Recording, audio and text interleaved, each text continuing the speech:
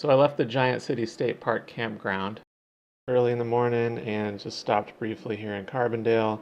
And then I was going to head over to Garden of the Gods. Spoiler, the plan changed. I knew that I wasn't going to have a full day there, but I was going to try to at least stop and see if I could park close to it and go and check it out. But I went to the visitor center, the Shawnee National Park Visitor Center, and when I left there and started driving out of town to head down to Garden of the Gods, I kind of came over this hill, and you can see quite a ways south when you come over that hill, and it was just rain and thunderstorms that were coming my way, and I could see this wall of rain that I was about to drive into. So I just turned around and started booking it north.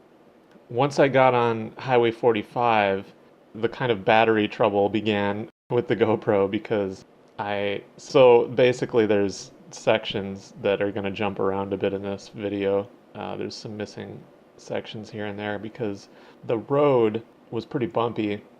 Highway 45 was pretty bumpy, and I had the batteries charging in the glove box of the Bergman, and the GoPro charger, the batteries just kind of nestle in there. They just kind of set in there. They're not held in by anything. I might bring a rubber band and try to rubber band them down next time. But yeah, anyway, the battery charger, from the bumps in the road would get jostled around in there, and the batteries would fly out, and so I couldn't keep them charged, and so I was already starting from a low charge from camping the night before. I wasn't staying at a hotel, so I didn't have anywhere to charge overnight. And the charger on the right side, the one that comes standard in the Bergman, it doesn't seem to be working.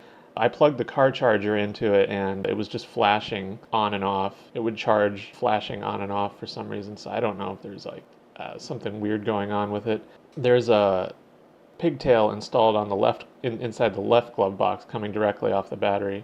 That's what I was using to charge everything.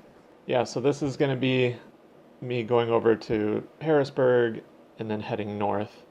On my way north, I didn't end up capturing any of it, but I actually drove through rain a few times. There was a rain system that was stalking me on my way north, and I kept running into it. The road, I would drive out of it.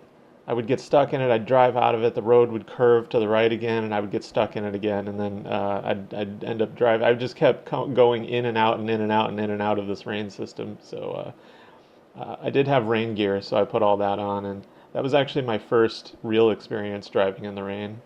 It wasn't bad, except the wind. The wind was already harassing me on the way north.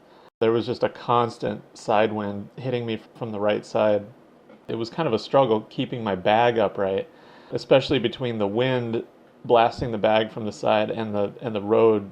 I mean, there was parts that, it'll kind of throw you out of your seat on roads like that. So the combination of the two, the bag was held in with these straps with kind of bungee sections on the straps.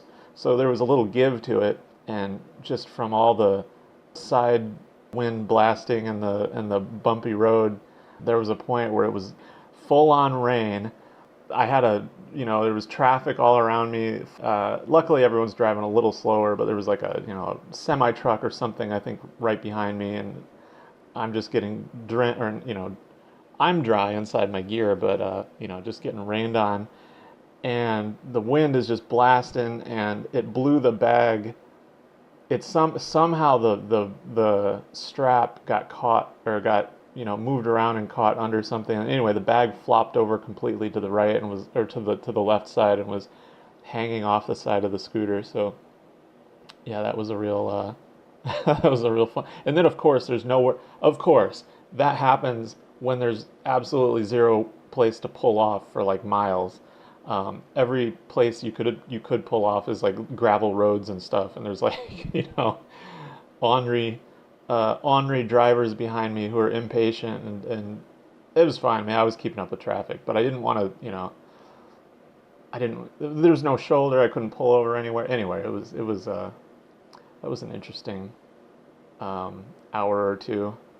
I did finally make it up to the Lake Shelbyville campground though, so that will be at the end of this day, that will be where I end up staying.